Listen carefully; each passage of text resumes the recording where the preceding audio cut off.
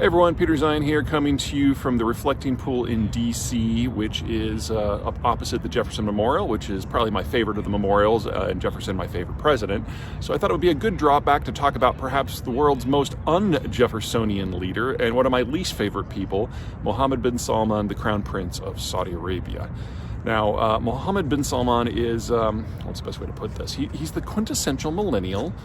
He's entitled. He gets very disappointed and a little pouty when he doesn't get his way. But he also is very good at managing people. And that means that even though he's every bit as much of a dictatorship as Xi Jinping in China or Vladimir Putin in Russia, he's much more successful. He's able to actually run people effectively, have conversations with them, manage some of the details, and the job that he has to do is a lot easier than either of those two mega states.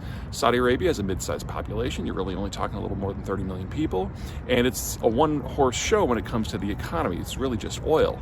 And especially if you're bringing in people to work the oil fields for you, you get to decide policy and foreign policy and strategic policy and general direction, but the details are handled by competent people. So a dictatorship can work in a place like Saudi Arabia, where it'd be far more difficult in a place like China or Russia. So a little bit of background about how he got there.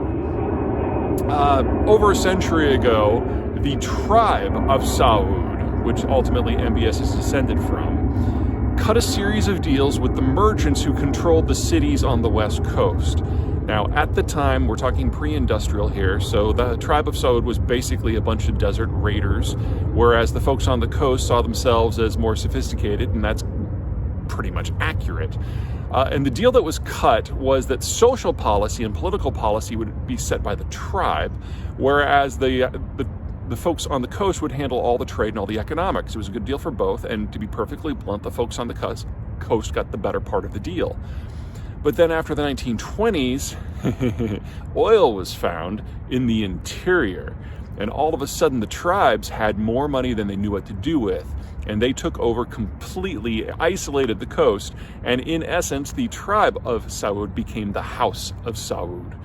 So you've got these people descended from desert raiders who were hyper violent, who all of a sudden had more money than God and could impose whatever whim they had upon the world. For a long time, the leadership of Saudi Arabia were a series of kings, princes, elevated to king, called the Sudari Seven. 7 brothers, all born from the same wife of the initial king of Saudi Arabia. But they ruled until they died, and they were all more or less the same age, and so they were getting older and older and older and more decrepit. So it became very clear in Saudi Arabia that they needed to skip a generation, and they eventually settled on Mohammed bin Salman as the crown prince, and he's basically the king now. Now, he is a millennial, he is young, which means assuming he's not assassinated, always a risk, he is likely to be the king of Saudi Arabia for the next 50 years. So Saudi Arabia has something that the Russians and the Chinese will never have: continuity of government while controlling a resource that no one can do without, because it's not an issue of relocating the manufacturing base. You either have the oil or you don't. So this is a country that is long for this world, and as such, the ambitions of Mohammed bin Salman and the goals of Saudi Arabia are not simply fused, they matter on a global scale. And by far the country that has the most to be concerned about because of this is Iran, who the Saudis have always seen as their primary rival. Now, the Iranians, for their part, have a culture that stretches back over 1,000 years.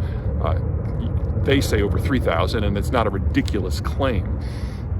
Now, the Iranians have all kinds of problems, but I think their biggest one is that cultural history gives them a degree of arrogance, and so they just look down on the Arabs.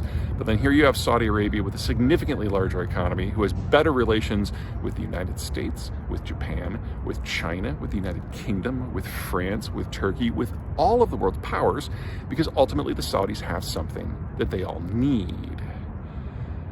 Which means, in a post-American Middle East, the question isn't, will the Saudis try to take out the Iranians? It's how many allies will they be able to rally to do it for them? And as we get into a bigger and bigger energy crisis globally, MbS's goal of completely destroying the Iranian state all of a sudden looks a lot more feasible. It is easy for the Iranians to close the Strait of Hormuz and restrict energy. flows to the rest of the world. But it would be a snap for the Saudis to do it. And unlike the Iranians, the Saudis actually have other outlets. They can get over half their crude out via pipe to the Red Sea and ignore anything that happens in Hormuz. So a war is shaping up in the Middle East that is going to be globally consequential. And with the United States no longer on scene, it all comes down to the ambitions and the foibles of a guy who thinks it's okay to take a hacksaw to journalists who write things about you that are not sufficiently flattering. Fun times ahead. All right, see you soon.